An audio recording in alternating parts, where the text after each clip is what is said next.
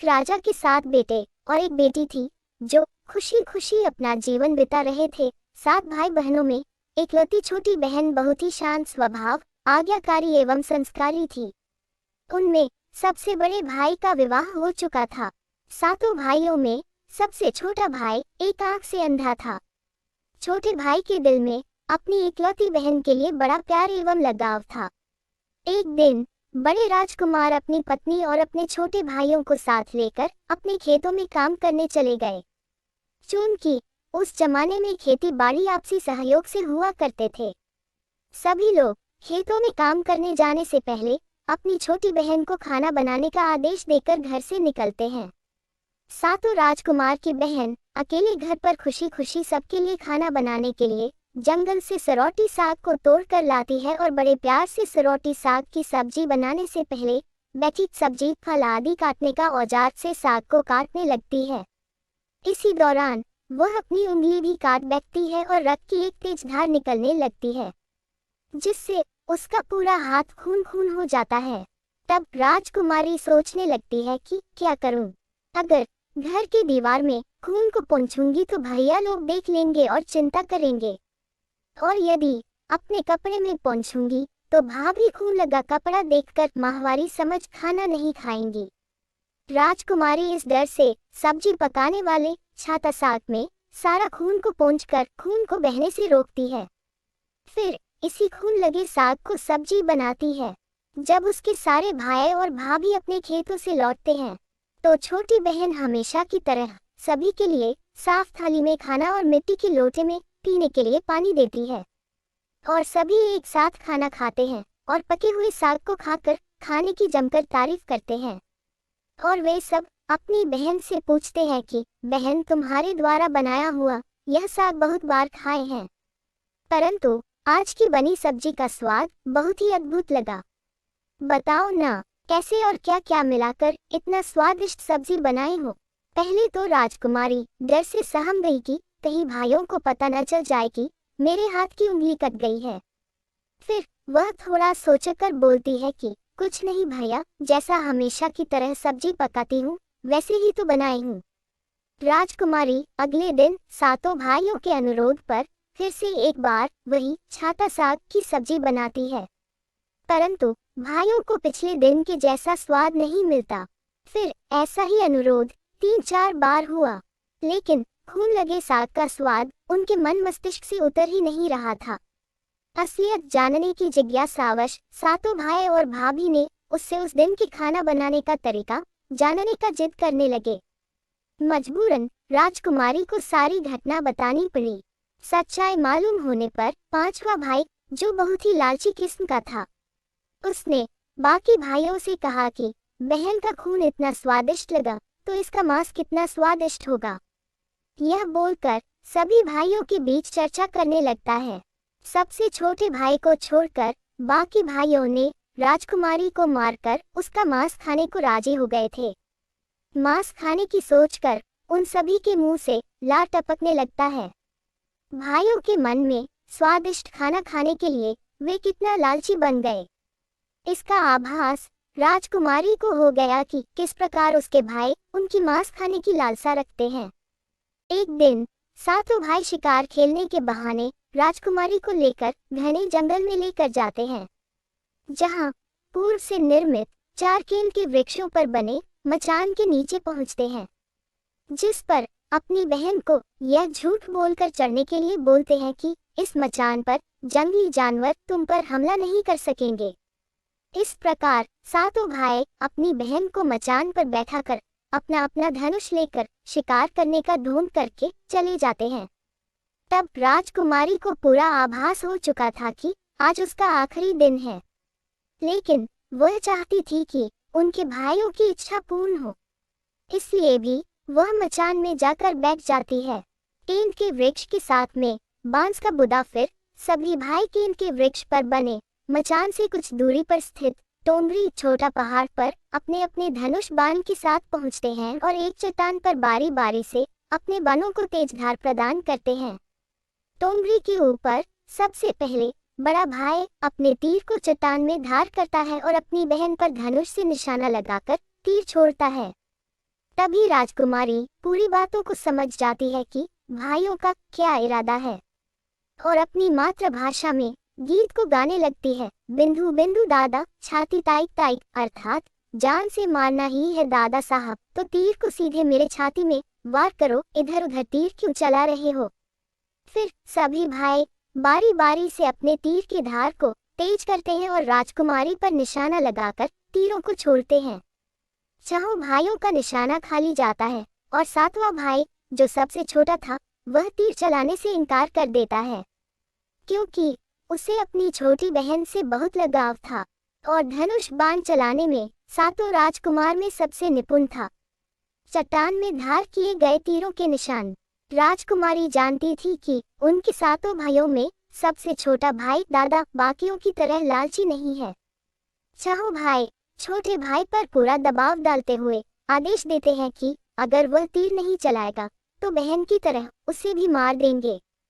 फिर छोटा राजकुमार उदास मन के साथ तीर को थोड़ा ही धार कर दूसरी दिशा में तीर को छोड़ने की कोशिश करता है और तीर को धीरे से छोड़ता है। राजकुमारी हर बार की तरह इस बार भी वही गीत गाती है, बिंदु बिंदु दादा छाती ताइक ताइक। इतने में छोटे भाई का तीर सीधे राजकुमारी के सीने को भेद देता है और राजकुमारी की आत्मा शरीर से अलग हो जाती है और उसकी आत्मा उसी स्थान पर भटकने लगती है। तभी वह देखती है कि उसके शरीर का मांस खाने के लिए उसके भाई कैसे लालच करते हैं और सबसे छोटे राजकुमार को जबरदस्ती मारपीट कर उसके शरीर को काटने का आदेश देते हैं।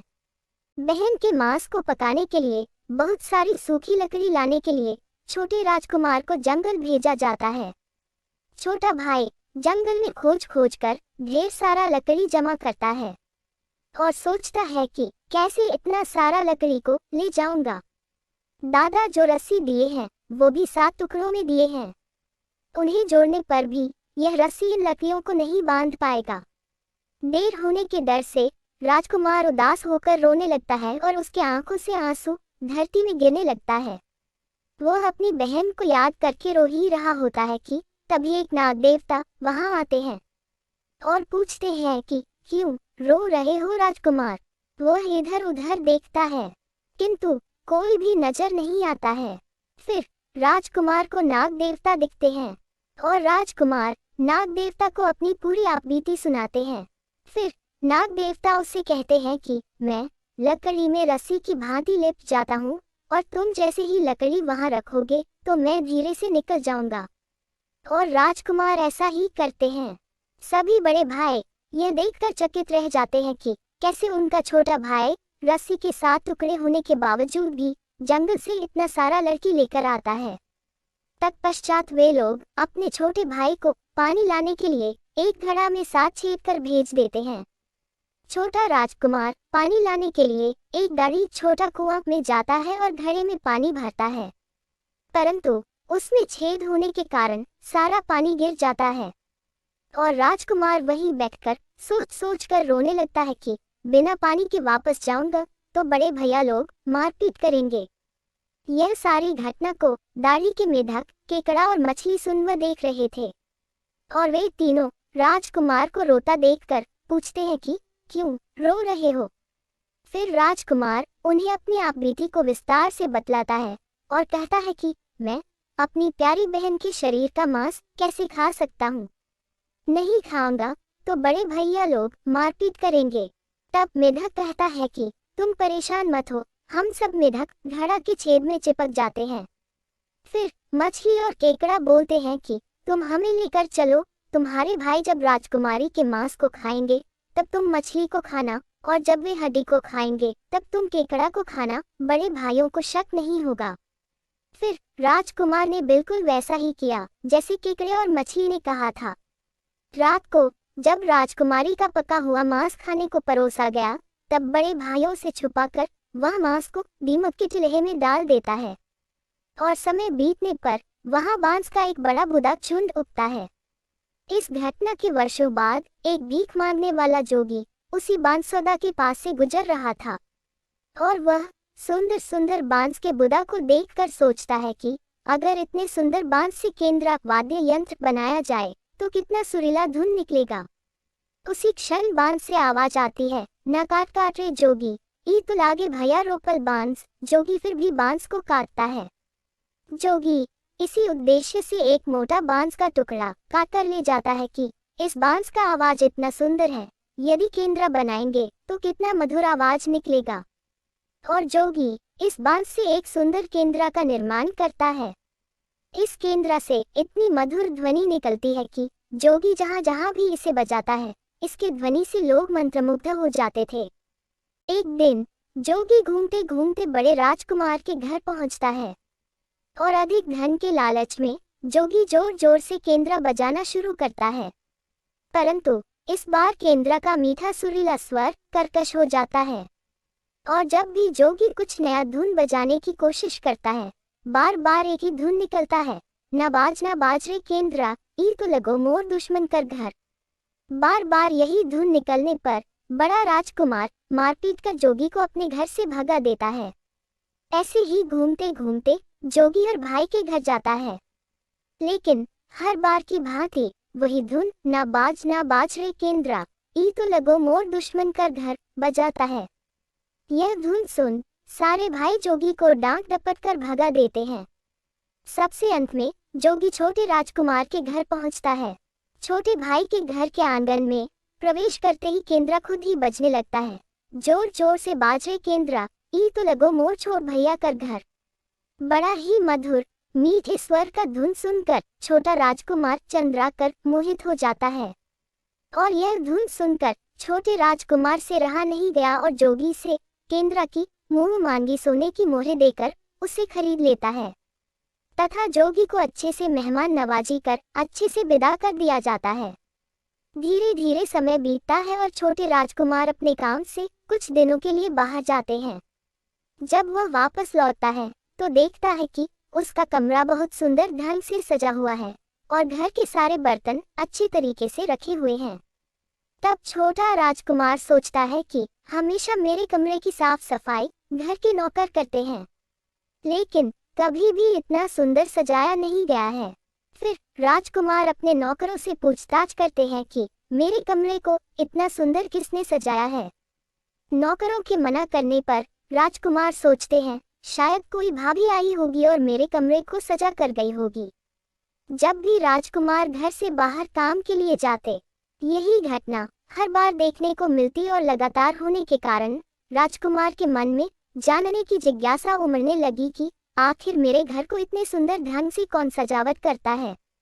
वह अपने भाइयों तथा भाभियों से भी पूछता है और वे लोग भी सजावट करने की बात से साफ मना कर देते हैं। एक दिन राजकुमार सच्चाई पता लगाने के लिए किसी काम का बहाना कर बाहर जा रहे हैं बोलकर निकलते हैं और छुपकर पुनः वापस आकर अपने कमरे में रखे खजूर के गोल मोड़े हुआ चटाई के अंदर छुप जाते हैं। कुछ समय इंतजार के बाद राजकुमार देखते हैं कि एक खूबसूरत सी लड़की केंद्र से निकलकर कमरे के अंदर आती है और सारे कमरे की साफ सफाई कर वापस उसी केंद्र में समा जाती है। यह देख राजकुमार की आंखें खुली की खुली रह जाती है, चूंकि उस लड़की की शक्ल राजकुमार की छोटी बहन के जैसी ही होती है।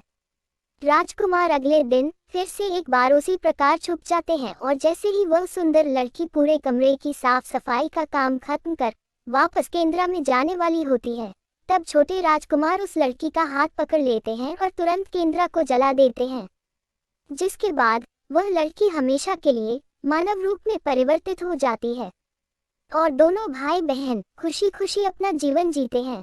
आज भी हर गांव में आषाढ़ी पूजा के दिन बकरा कटता है और पूरे गांव के घरों में प्रसाद स्वरूप बकरा का मांस खाया जाता है और सतबैनी नामक पूजा स्थान पर वही सरौटी साग को चढ़ाया जाता है।